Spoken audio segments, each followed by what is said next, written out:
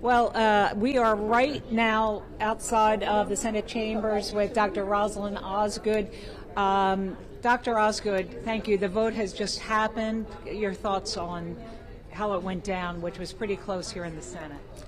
Well, I was very surprised by the vote that it was so close, but I think it shows that most of the senators really care about the people, and we find ourselves at an interesting time where we're dealing with mid-year census redistricting. So the argument is if it's legal, illegal, the courts will figure that out. But for us as elected officials, it always has to be about the people. It can't always be a power grab. And I mean, we can go back to the March executive order that focused on the federal government taking over state elections. We can go to Florida's version of the SAVE Act that we made all of those changes. And now this. It's just more voter suppression. And it's not right. Every person in the state of Florida has the right to have their vote represented.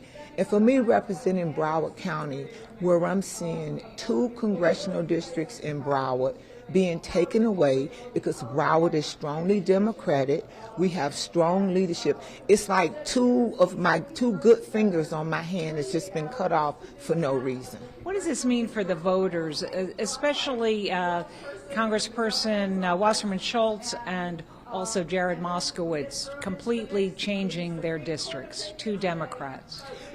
It puts the voters in harm's way. It further divides the community. So now what, is Jared and Debbie going to go run in Congressional 20, which is clearly a minority black seat? It divides our community.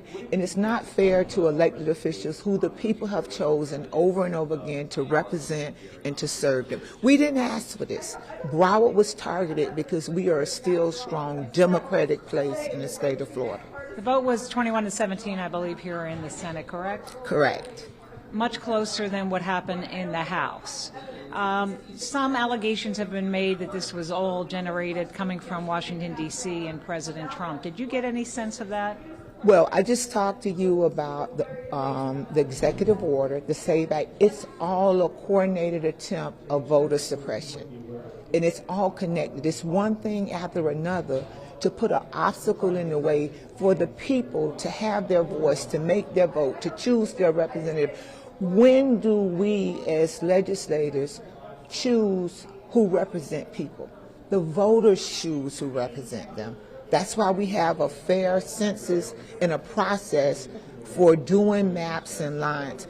A decision like this today, now we as legislators are setting those boundaries for people and limiting their options as to who their representatives should be. Now, the Democrats have said they're going to go to court. Will that happen immediately? There are already court cases probably being filed right now. Mm-hmm. So what's your next move? What is the next move of the Democrats?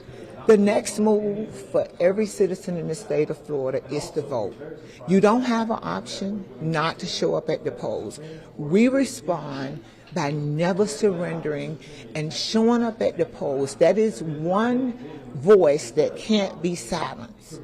We get our documentation in place, we make sure we're registered, and we exercise our right to vote. Right, thank you. Dr. Rosalind Osgood, one of the state senators here who voted against the map today, as you have heard. It is now a done deal. The Senate has just passed it earlier today. The Florida House passed it by an overwhelming majority. Now it will go to Governor DeSantis for signing, and you heard that Democrats do plan to take this to court almost immediately. Back to you. All right, Joan, thank you. And we'll hear more from you coming up tonight at 5. Joan Murray live for us from Tallahassee. Jim, you watched these votes come down, and there were some surprises. There was. So I said earlier that there were a number of Republicans. I count at least 4 Republicans who voted against it, defied the governor's will. Jen Bradley did it. She represents sort of North Florida. But there were 2 Republicans in Miami-Dade County that voted against this map, believing it to be unconstitutional: Alexis Calatayud and State Senator Ileana Garcia. I think that is very interesting. We're going to try to track them down because I really want to hear why they made the decision they did to go against the governor. I do know Alexa Calatayud is in a competitive race this year, and that could have played a factor, but same thing with Ileana Garcia.